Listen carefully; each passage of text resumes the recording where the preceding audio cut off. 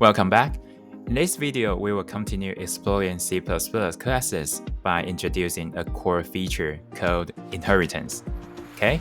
Inheritance gives classes great extensibility and helps us build better structured code.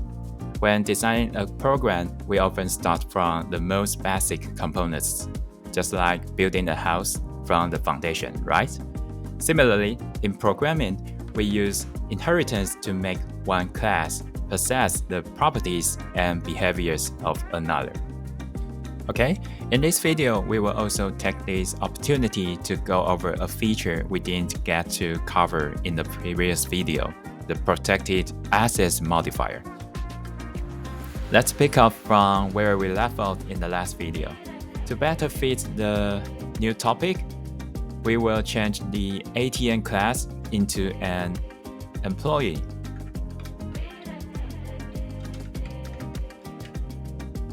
And we will also rename relative members from money to salary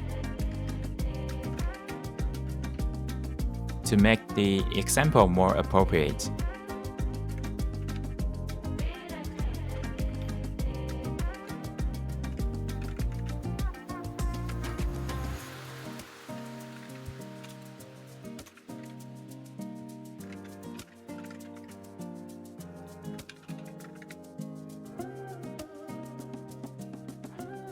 Okay, I have updated all the money-related methods to salary, and ideally we'd rename the file names too for consistency, but I will skip that step for now.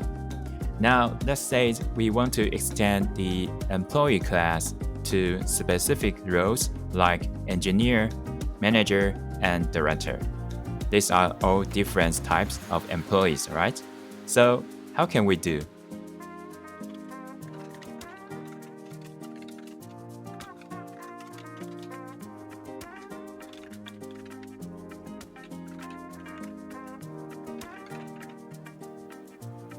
Okay, when inheriting from a class, we use a colon followed by public and then specify the base class name. And here we use public, that means we are publicly inheriting from the parent class. This allows us to access public members of the parent class directly through the child class.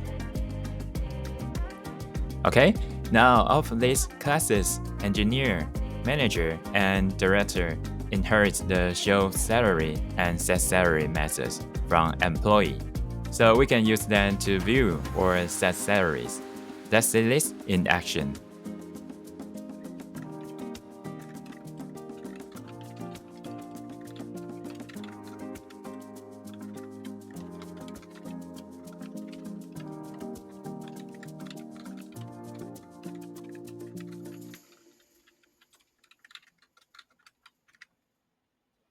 Okay, here we create instances of each subclass, set their salary, and print them to verify that it works.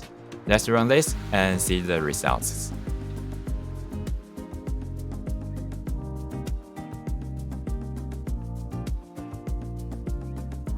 As mentioned earlier, we use public inheritance. What happens if we remove public from the inheritance? Even if the parent method is marked public, we won't be able to access it directly. Let's go back and test.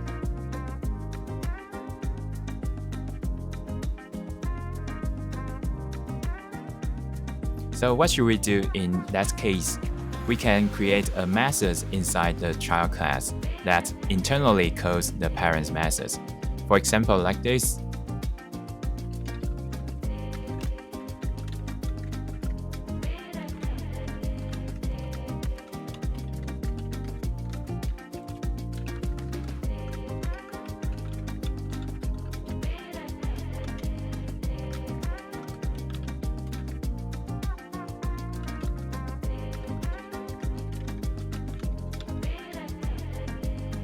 Okay, let's compile and run that to see what happens.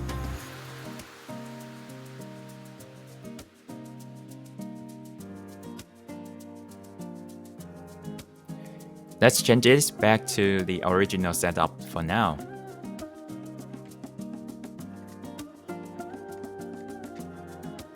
Okay, so far we have only demonstrated how a subclass can directly use methods from the base class. In reality, subclasses usually have their own specific behaviors. For example, managers and directors might handle management, and while engineers are responsible for implementation. We can define role-specific methods like do management,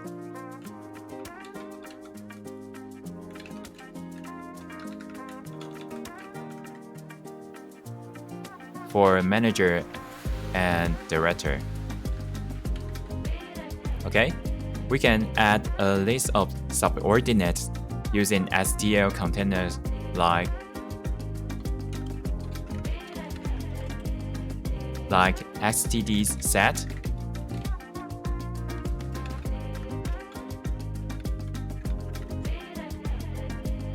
okay, we can also add do implementation for engineer.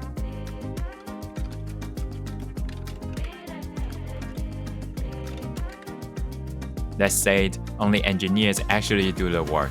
Just kidding. Okay, these are just basic examples to show how inheritance can help extend functionality and allows classes to express uniqueness. Okay, so feel free to get creative with your own designs. Let's now revisit encapsulation, the protected access modifier, which we skipped in the previous video. We have been calling parent methods from the child class, but what if we try accessing a private member from a child method?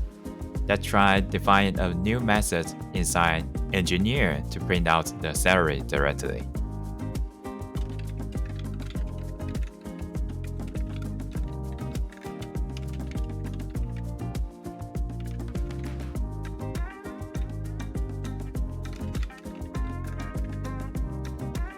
Okay, let's compile that.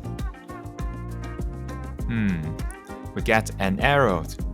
Cannot access private member salary. This is expected because private members cannot be accessed even by subclasses. To fix this, we change salary to protected.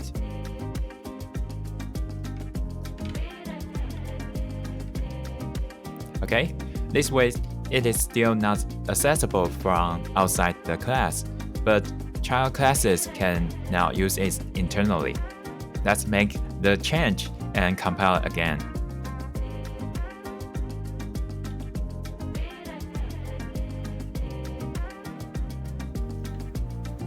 Great, now the salary is printed correctly.